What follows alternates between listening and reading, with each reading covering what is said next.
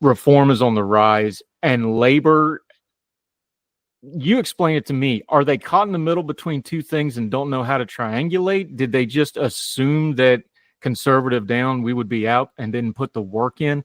What happened there? Because this is a bit of an anomaly in modern UK politics that we're living in right now. Yeah, and it's quite strange because, this is a two-party system that has existed for however many hundreds of years.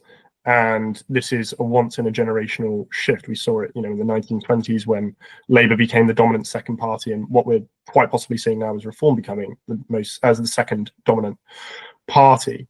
But I think, it goes to that point that the Conservatives were in power for 14 years.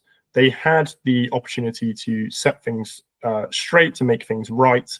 And because of their failure after 14 years, voters turned around and said, okay, well, we're going to give Labour a chance. And as I said earlier, had Labour hit the ground running, had they started properly and made good progress with good policies in key areas that mattered to people, then I think we'd be looking at a very different electoral landscape than we are currently. But because Labour have failed, so miserably, so quickly, voters are turning around and saying, well, why would we want either the Conservatives, who we've had in for 14 years, who just messed it up, or a Labour government that hasn't benefited anybody in their first year of government?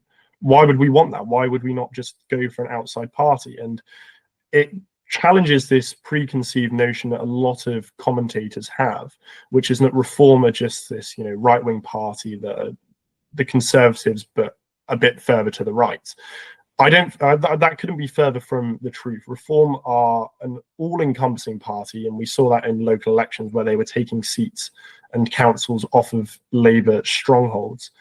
And this is just a complete shake-up of the political system, and it's going to be interesting to see the general election in 2029 as to how this all plays out.